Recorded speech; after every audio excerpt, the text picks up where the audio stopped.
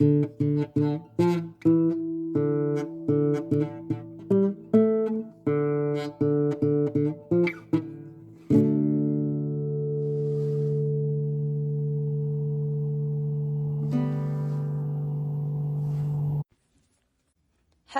inmates. This is Styx. Today I'm recording my winning piece for week 263A. The prompt was given by Peishi, and it was a man's best friend. I am going to keep the comments super brief today because it's a long piece. This is technically one of the pieces that I've written that has broken the word limit on the Scorch. A more common occurrence for me than some other people. So, my bad. This one does occur in an extended universe. I believe the others are embers, except for one more Scorch, which should be coming up pretty soon for you. The extended universe, if you want to look into it more, is called Killer and the Fae. If you do decide to go back and look at my past embers, which I don't necessarily recommend, the character names and a lot of little story details actually change a lot in the earlier embers in this universe because I had not decided how things were happening, and so do with that what you will. I do really love these characters and I love this story, and I loved having the opportunity to really pick at some of the thematic elements that I really enjoy in this universe. So, without further ado, please enjoy Black Dog.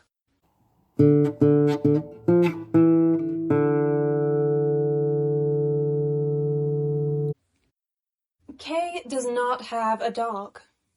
There is no dog. He cannot stress that enough. But, no matter how non-existent this hypothetical canine may be, the fact remains that Kestrel can see it. Under normal conditions, this would indicate a problem with Kestrel, not Kay and Bayou and Silt and the others, who all collectively agree that there absolutely is not a dog. However, Kay and Bayou and Silt and all the others live in a cave, recuperating from their various Fae abduction experiences, and these are not normal conditions. These are uncanny conditions, and they are uncanny people. Cut and trimmed and changed like topiary in a grand garden. They each bear a single fingerprint of the Fae on their mind or their body. They have each been rendered different by a force they cannot understand. They only understand each other. They bring Bayou their questions because Bayou remembers everything. They elect Silt to scavenge from the treetops because Silt will never lose her balance. They listen to Kestrel because what Kestrel sees is the truth. So despite the fact that there is no dog, there is somehow, impossibly, a dog. Kestrel sees it. It's there. The dog is invisible. The dog is intangible. The dog does not eat, does not drink, casts no shadow, and leaves no footprints, even in the softest earth. As far as Kay can tell, the dog acts almost exactly as though there is no dog. Kestrel says that the dog belongs to Kay. Kay keeps a constant record in his head, snatching up every detail that slips from Kestrel's unwilling lips. Piece by piece, he is building an idea of the dog. His dog. Here is what he knows. 1. The dog is black. When the truth came out that Kay was a slightly different sort of Fae-touched than the rest of them, Silt, Bayou, and Kestrel, de facto leaders of the little commune, crowded into a tiny cave for a conference. At length, they called Kay in to speak with them.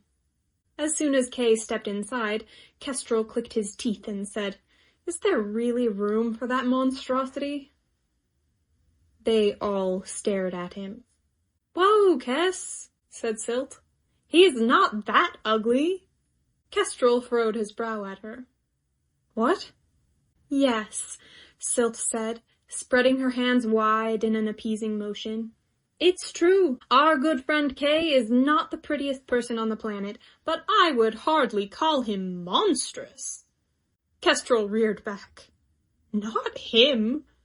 I was talking about the dog. The dog? Bayou asked, blinking at him rapidly. He cast his eyes back and forth between the three of them. Yes, the dog. Big, black, glinty eyes, literally impossible to miss. There is no dog, Kes, said Silt, flatly. We don't see a dog, Bayou corrected diplomatically. There is a dog, Kestrel insisted. Well, if there is a spirit dog, we can probably assume that it will fit inside the room, Silt said resolutely. Bayou motioned Kay inside, and the door closed behind him. 2. The dog is hungry. After the conference, they let him stay. But Kay wanted to earn his place among the Fae-touched children. That was why he volunteered for the expedition to the forest's edge, where they would see what was threatening the forest and the Fae, and put a stop to it. Kestrel did not want him there. Once, Kay accidentally startled Kestrel as they all bustled about, setting up camp for the night. Kestrel practically pinwheeled backwards, his teeth grinding together. Sorry, said Kay. He ducked his head. Kestrel cursed under his breath, eyeing something just past Kay's arm. When was the last time you fed that thing? He snapped. Kay turned around, looking for the thing in question. You mean the dog? Yes, the dog, said Kestrel. His bright blue eyes flashed dangerously. It's skeletal. Kay awkwardly rubbed a hand through his hair. What would I feed it? Kestrel opened his mouth to answer, then snapped it shut again. He deflated slightly. How would I feed it? Kay asked, genuinely flummoxed. Never mind, Kestrel grumbled. He started to turn away, tossing one last comment over his shoulder. But it might be better behaved if it weren't starving all the time. 3.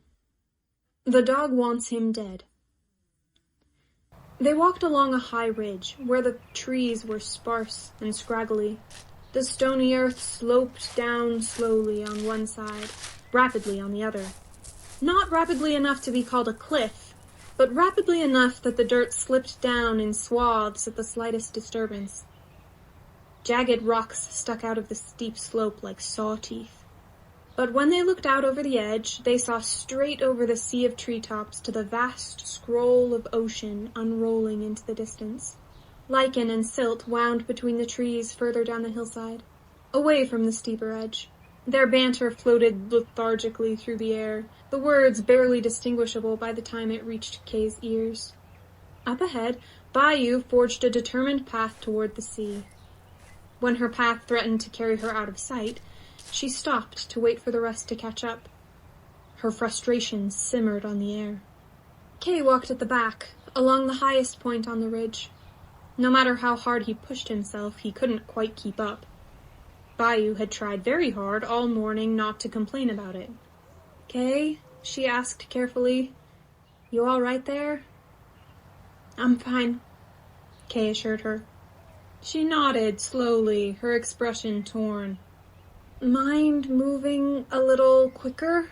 She prodded. We need to reach the coast by sundown. Kay's step stuttered. He hadn't realized until then how slowly he was walking. Perhaps, Silt drawled, if you actually pick up your feet, you'll be able to cover more ground. Of course, Kay agreed quietly. I'm sorry. Sorry, of course. You really are slow, Lichen said thoughtfully, looking at him as though for the first time. Weird. I swear it wasn't always like walking with an earthworm. Shame flushed up Kay's neck. He wished, distantly, that the ground would open and swallow him whole. You ate this morning, right? Bayou pressed. He did. He ate. He didn't remember what it was, but he remembered mechanically spooning it into his mouth and swallowing, mouthful by mouthful. I'll hurry up. Kay promised, but his steps flagged as soon as his attention drifted. It felt like walking through water. Eventually, Bayou gave up and pulled ahead, as though if she walked fast enough, she could drag the group to the seaside by herself. She couldn't, but it did prevent her from snapping at someone. Someone like Kay. Kay hated it. Faster, he told himself. Faster. Faster, faster, faster, worthless earthworm, faster, faster, faster. But then the ground grew choppy, and he was focused on where to place his feet, and when he looked up again, they were all waiting up ahead, watching him with varying degrees of impatience. Besides Bayou, obviously, Kestrel seemed the most restless. He kept frowning and shifting his feet, and his fingers drummed rapidly against his thighs. But he didn't huff irritably when they all stopped to wait. Instead, his eyes flickered rapidly over the horizon, distant and unfocused. He ignored everything the others said unless they specifically called his name. He had the look of someone working out the solution to a difficult problem. Hopefully, Kay himself was not the problem in question. He closed his eyes and focused on walking again. Time passed in a haze. The sun beat down on his head. He walked and walked and walked, and as he walked, his eyes drifted out over the not quite cliffside. If he fell, he wouldn't die. One of the rocks would stop him before he rolled down far. It would only hurt. He'd be fine. He passed a large rock, a little farther down than most. That one he might slam into hard enough to bruise, maybe even break a bone. He passed a sharp rock. That one would draw blood. He passed a series of smaller rocks. He'd slide over those for at least a few feet. It would tear his skin to shreds. His palms would bear the brunt of it. He passed a long stretch of loose gravel leading into a bed of toothy rocks. That might kill him. Then again, it might not, if he could avoid hitting his head. There was an easy way to find out. Thanks to his gift from the Fae, he couldn't take a lethal path. If he jumped, if his body let him jump, then he'd survive the fall. He didn't even have to jump. The rocks were so treacherous right here. All he had to do was let himself slip a little. No. If he fell, he would be hurt. If he were hurt, he'd be even slower. Faster, he thought to himself. Faster. And if faster meant taking a little less care in his steps, then so be it. He didn't want to be hurt. In a very real way, hurt was worse than dead. Kestrel fell in beside him, between him and the cliffside. He was tense, his pointy shoulders hiked up almost to his ears. His mouth formed a thin, flat line. Kay watched Kestrel carefully out of the corner of his eye. "Hello?" he said, softly, so softly, scared to frighten him off. He remembered, suddenly, sitting around the fire with the others the night before. Lycan poked Kestrel between the ribs, and Kestrel laughed. He laughed and pushed her back, and the tension bled out of him all at once. It was like watching a dam break. Kay wondered whether Kestrel would relax now if he poked that exact spot. Probably not. That was the sort of thing that only worked for people that were already close. A muscle jumped in Kestrel's jaw. "Can't you feel it?" he said. Softly, almost as softly as Kay. Kay blinked. "Feel what?" Kestrel huffed, his eyebrows drawing in. He motioned sharply at something on Kay's other side. The dog. Kay followed his gaze automatically, but saw nothing. "Oh," he said. "No. Why?" "Because, Kay," said Kestrel, tersely, "it was one thing when it was just sitting on your feet, but now it's pushing." His eyes stuck on whatever he saw on Kay's other side. All it would take is one misstep and done. By the time he finished, his voice was barely more than a hiss. Kay's thoughts stuttered to a halt. He stopped, letting silt and lichen's chatter trail off into the distance. He turned to stare at Kestrel straight on. Pushing? Kay repeated, then swallowed around a lump in his throat. Which direction is it pushing? Kestrel met his eyes, but held his tongue. Kay looked out off the cliff, then back to Kestrel, unsure how to react to that. Finally, Kay shoved his hands back through his hair and expelled all the air in his lungs in one sharp burst. He started walking again. You do feel it, Kestrel murmured. Not quite an accusation, but something close. He kept pace. No, I don't, Kay whispered hoarsely. He glued his eyes to the horizon. Kestrel eyed him sideways. You can't ignore it. I'm not. Kay, Kestrel said. Helpless, Kay looked at him. Kestrel's brilliant blue eyes looked back, earnest and insistent and achingly confused. Isn't it heavy?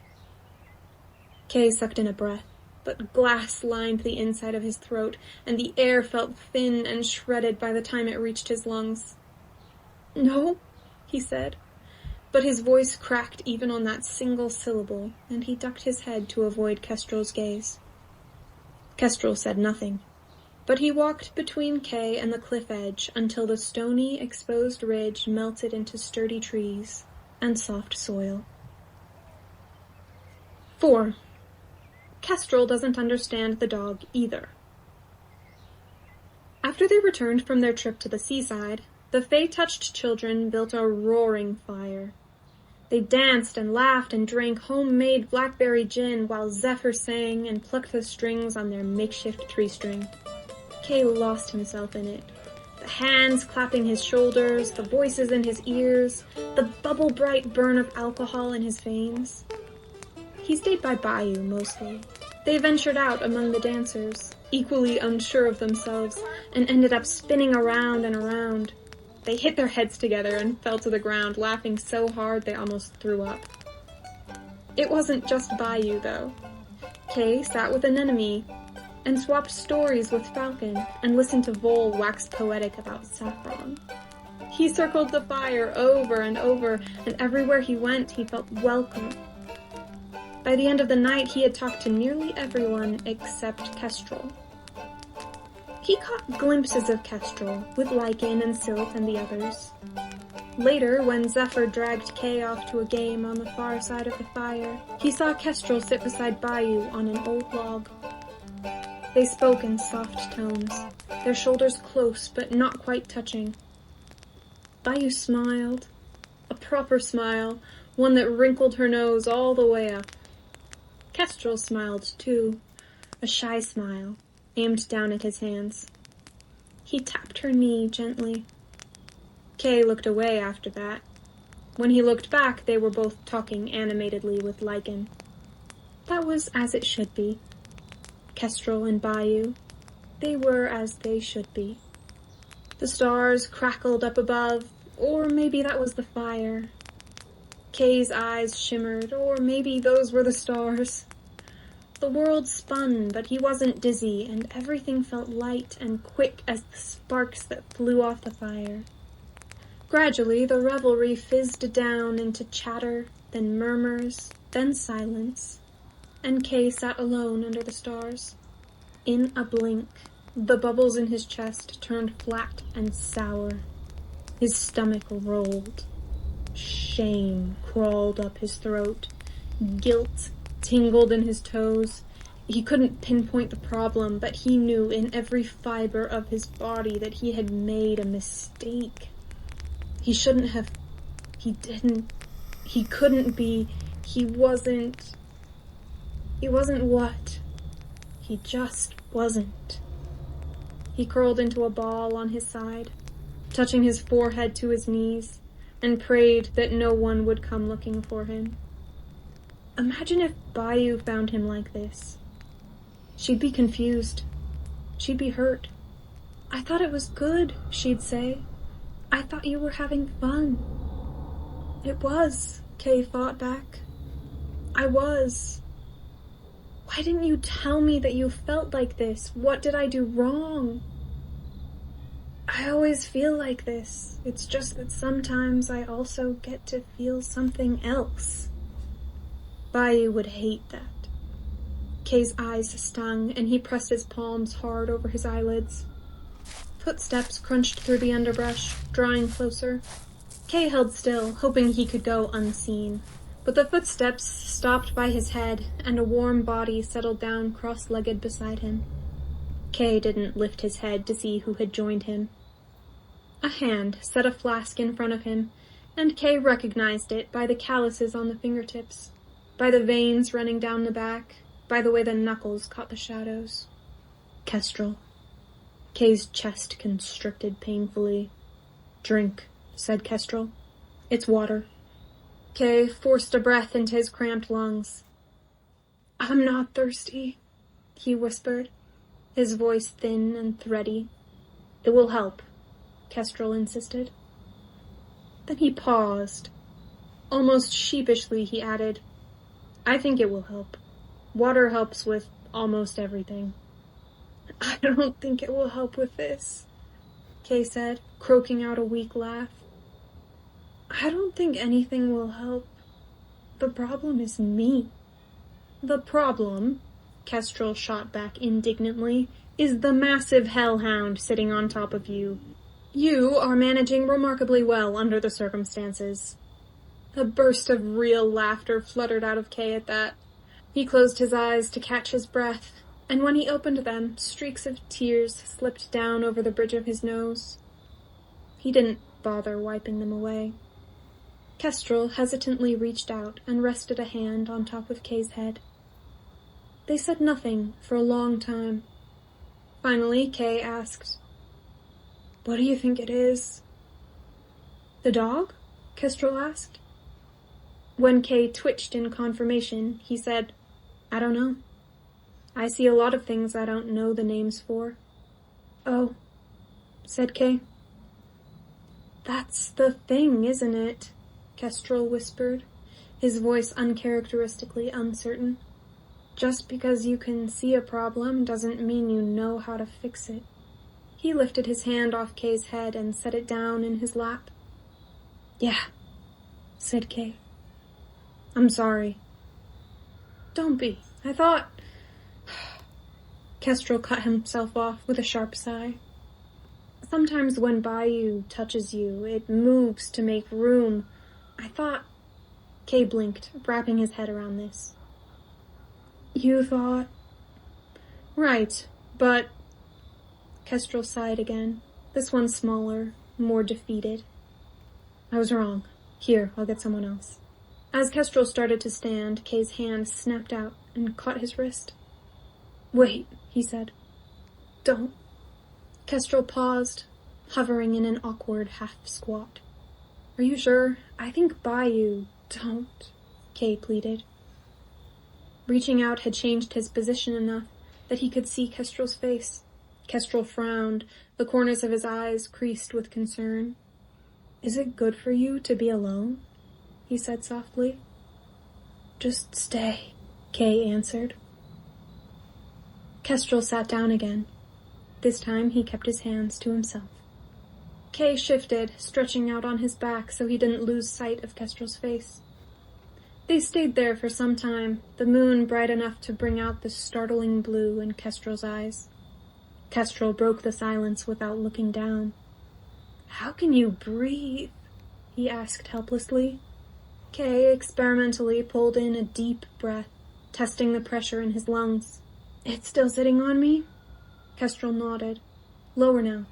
He held his hands over Kay's collarbone. "Its head here." He traced an invisible slope upwards, until his hand hovered over Kay's stomach instead. "It's heaviest here, I think." Kay took another deep breath, then shook his head. "No. It's heaviest here." He tapped his sternum, right where the lower ribs flared outward. Kestrel hesitated, then cautiously lowered his hand to the spot. His fingertips rested on Kay's sternum, feather light, but hot enough to feel through the thin shirt. "Did it move for you?" Kay asked. "You know it didn't," said Kestrel. He took back his hand. Neither of them looked at each other as Kay said, "Sorry." "It isn't you, isn't it?" Kestrel rocked his head from side to side. "It's yours," he said. "Maybe that's the same. I'm not sure." "Oh," Kay said. They lapsed back into silence. Eventually, Kay dragged himself up onto his elbows and reached for the flask of water. "Thank you," he said, wiping his mouth. "I'm not like Bayou," Kestrel said abruptly. Kay blinked. "Okay." "It's not easy for me." "What's not?"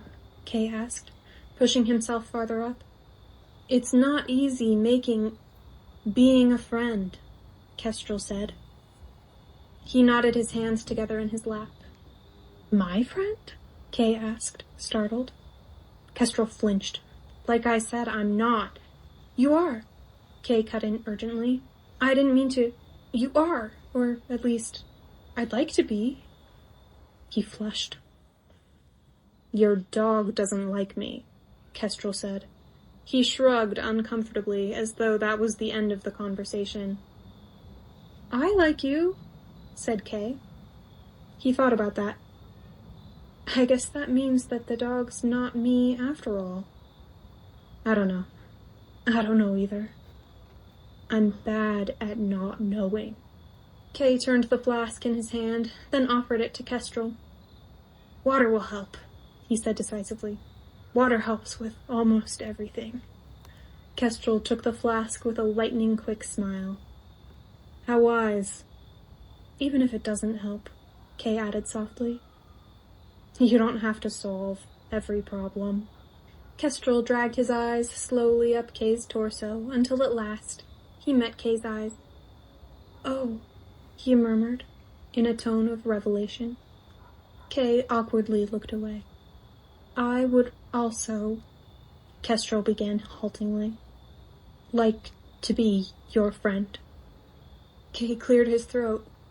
"Okay," he said. "We'll be bad at it together." "We'll need lots of water," Kestrel observed. Kay couldn't quite muster the energy to laugh, but he smiled as he slumped back onto the earth. "Probably," he agreed. Kestrel tapped a finger carefully into the center of Kay's palm. Kay closed his hand around it. Gradually, they shifted until they were holding hands. The rocky earth poked at Kay from below. The dog smothered him from above. Nothing felt all right. But Kestrel stayed to witness. Which brings Kay to the final point. 5. The dog doesn't matter. Kestrel can see him.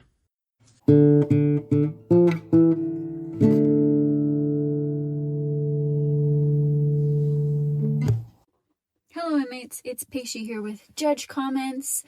You've just heard a very lovely Scorch, and I have to confess that with this prompt in particular, usually I try to be a somewhat fair judge, but this one was rigged from the get-go because the prompt was inspired by me thinking about something as man's best friend that was specifically not a dog. I don't remember. It's been too long. I don't remember what it was that I was thinking about as man's best friend.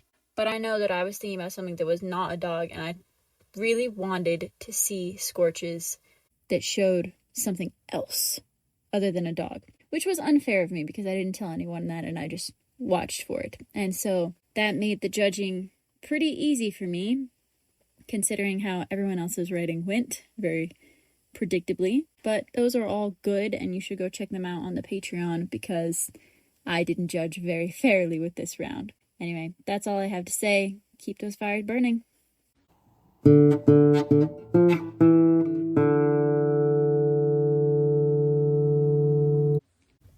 There you have it, folks.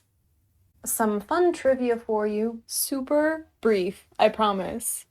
K is actually short for Killer. K is the titular character in Killer and the Fae. All of the other people are named after natural phenomena, so plants, animals, geographical features, stuff like that, which is relevant because they've all lost their original names. Although I've done fun spelling things to all of these natural word names to make them more name-like, which is something that the characters also do in the canon of this universe. In my notes on this piece, it's literally just called Killer's Depression Dog, because that's what the dog is. Listen, Killer is a very sad man. As you might have noticed. I really just kind of loved the idea of having a character who dealt with depression and real mental health struggles on the page in a way that shows what a roadblock that can be. And I also wanted to play with the juxtaposition of characters who can temporarily make him feel better and characters who can stay with him when it's bad. Because I think you need both kind of people in your life if you're gonna manage this kind of mental illness. So those are some of the themes that I'm chewing on as I put together the little pieces of this universe. It's definitely not finished. And that is all I am gonna say about that. So, for the next week, I gave my group the prompt, I'm just a guy who's a free space. Go wild, folks. For fun. This is drawn directly from the anime One Punch Man. The main character in that one likes to say, I'm just a guy who's a hero for fun. Which is funny because he's the most overpowered character in existence. I'd recently watched the anime, or at least I was thinking about it when I gave this prompt. Mostly because I think it's a very funny thing to say. With that, I will let you go. Keep those fires burning, folks! The Cellblock Scorch is a production of Stellacore, an independent group of nerds sharing their obsessions with the world. Links to all our projects, including Instagram, Tumblr, YouTube, Patreon, and Ko-Fi, can be found on our Linktree, posted in each episode description. Follow us on Tumblr or Instagram to see the prompt of the day before the episode drops, and a quote from each Scorch the day after. If you would like to support our creative endeavors, you can give a one-time tip to the Ko-Fi of the writer of your favorite Scorches, or check out our Patreon. There, you can access the Scorches and episode transcripts for free, or sign up for Spark level support for $5 a month to gain access to our embers as well.